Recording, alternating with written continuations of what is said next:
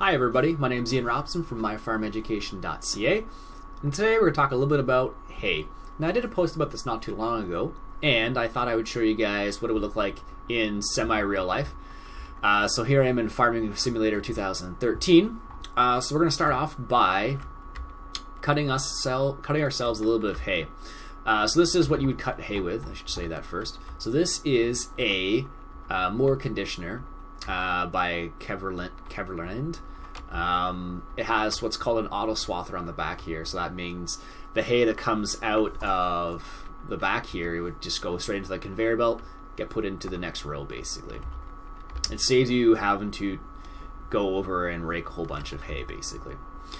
So I'm just going to show you the process. So right here we have our nice mix of hay. We'll call it an alfalfa, trefoil, maybe clover mix, something along those lines. And it's ready to be harvested. So it's grown, now let's go ahead and harvest it. So here I am in my tractor. This is a small tractor. So if I were to do this in real life, I probably would have something along these lines because bigger tractors would be way more expensive. However, I probably wouldn't have this particular type of mower conditioner because having that auto swather in the back really jumps the price up. Go ahead, turn this on. Oh, I need to attach the PTO first, like in real life here. There we go. A little bit easier than in real life. And it doesn't, if you notice, it doesn't quite fit there. But anyways. Alright, so let's go ahead and turn this sucker on. I'm going to take the auto swather off just to show you how it works. So, depending on how thick your hay is,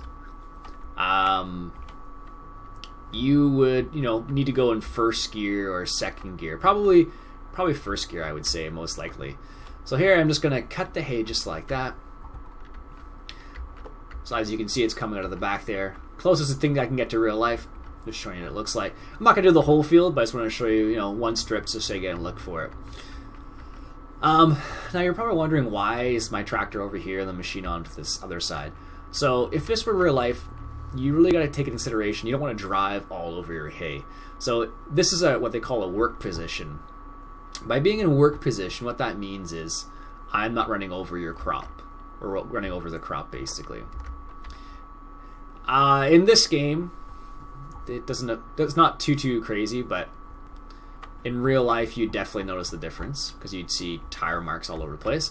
So anyways, that's a strip of hay we just cut there with our mower conditioner here. So in real life this would take a couple days, maybe a day or two depending on how hot it was to dry. In this game it instantly dries when you ted it. Just going to drop that off there. Obviously, in real life, you have to get out of the tractor and do that, but obviously this is not real life. Closest thing we can get. Alright, so here is actually, in real life, this is actually an old school rake. So what happens is these tines go down and push it over just to the left there. It's considered a rake, not a tedder, but in this game they consider it a tedder. Just a little point there. And the idea behind tedding, that's what they call it sometimes, is basically what you're doing is you are helping the hay dry, essentially what's going on. Because you want your hay to be dry before you bale it. Because if you bale it too early, what happens is you'll have really wet hay and the animals won't eat it basically. Let's go ahead and ted this. That's what it looks like. So you can see on the one side, so what the windrow I'm driving over right now is wet hay, and then as I rake it over to the side, it becomes dry hay. I guess technically this type of rake could work as a tedder to a certain extent, I suppose, but definitely not what you consider a traditional tedder. Alright, so there we have it. Let's turn that off. So as you can see, I'm just going to drive around a little bit longer. See how that turns? And one thing I was going to point out is that actually doesn't have a PTO attached to it at all.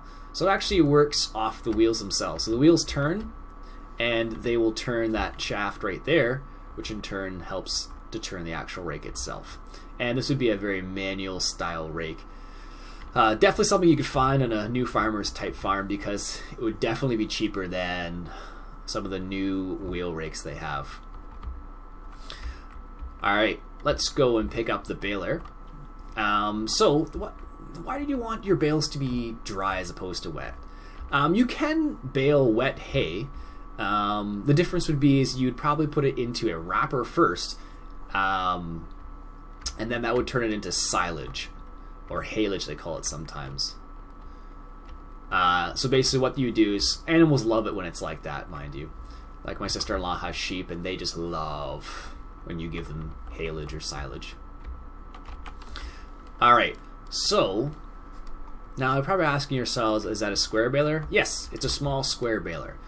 And the reason why I would use this small square baler as opposed to a round baler or larger square balers, because having bales, that size, obviously you can see I did a little bit of harvesting already, or baling already, but having bales of that size makes them manageable. And when you're trying to sell it to people who probably don't have the equipment, the large equipment, making the hay manageable makes a big difference. So if you're a hay farmer, chances are you probably don't have an enormous farm with lots of equipment, maybe just like a hobby style situation. So having the ability to manage your own hay, being able to pick it up, makes a big difference.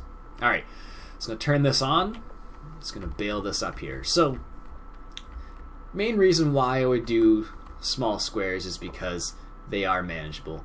You could pick them up. They weigh roughly about 50 to about 80 pounds is about as heavy as they get. And basically that makes it so anybody can pick it up and move it. You could be like an older person still and be able to use them relatively easily, move them around relatively easily. I'm doing a terrible job of getting all of the hay here, but just giving you the idea here. So as you can see, it takes a little bit of time. Like, you can't tell how much hay there is actually here. In real life, you could see how high the windrow actually was, but in the situation, you can't really tell very well. Just gonna finish this row right here. Perfect. So, in the end, you get these small square bales like this. And what you could do with those small square bales is you could put them into a barn, store them there for people. And the idea behind the farm I mentioned before was the fact that you could probably sell each one of these small square bales for about $4.50 if you sold them directly off the field. Or if you delivered them, obviously you could charge a bit more. That's another way of going about it.